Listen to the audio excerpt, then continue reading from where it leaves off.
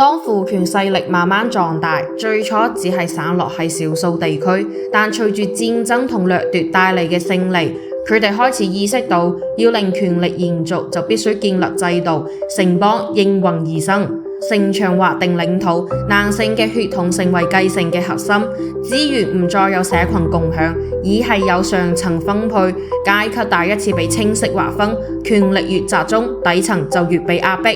為咗令家族利益穩定，男性開始透過婚姻、財產、血統去控制血脈嘅繼承，女性被視為聯姻交易嘅籌碼，唔再擁有土地同決策權。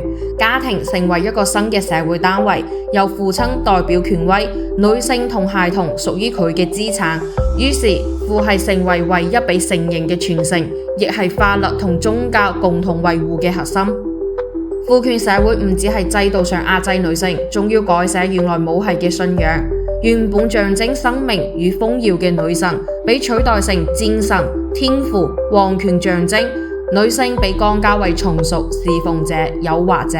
舊時母系嘅智慧被貼上巫術、極端嘅標籤。文化重塑歷史，知識、語言、詩歌都開始被男性壟斷。舊時代嘅母系智慧被焚燒、被封印。母親唔再係宇宙資源，而只係男人嘅肋骨。要令制度穩固，就要讓恐懼成為最聽話嘅武器。佢哋教女人要純潔、要順從，教男人要征服、要掌控。任何違抗嘅女性都會被懲罰，以名譽、以身體，甚至以生命。社會用道德、宗教、家庭去塑造好女人嘅形象，連母愛都扭曲成為犧牲。社會一面高限道德，一面用枷鎖綁緊每一個唔安分嘅靈魂。幾千年以嚟，母系文明嘅痕跡被一層層掩埋，歷史被重寫嘅時候，真相就死咗。女神嘅神話被改寫，碑文被刮除，女性智者嘅名字被抹去，母系社會被話成係傳說。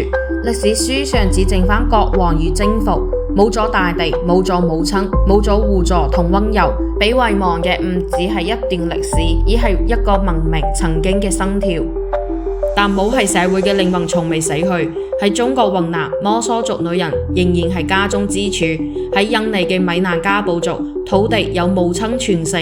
喺印度嘅東北卡西族，仔女跟母姓，佢哋唔需要婚約，冇家主，冇屬於任何人。佢哋以愛、以責任去維繫家庭。佢哋證明父權並非天經地義，只係歷史上嘅一場偏離。理解過去唔係為咗推翻現在，而係為咗記得社會可以有更平等嘅樣貌。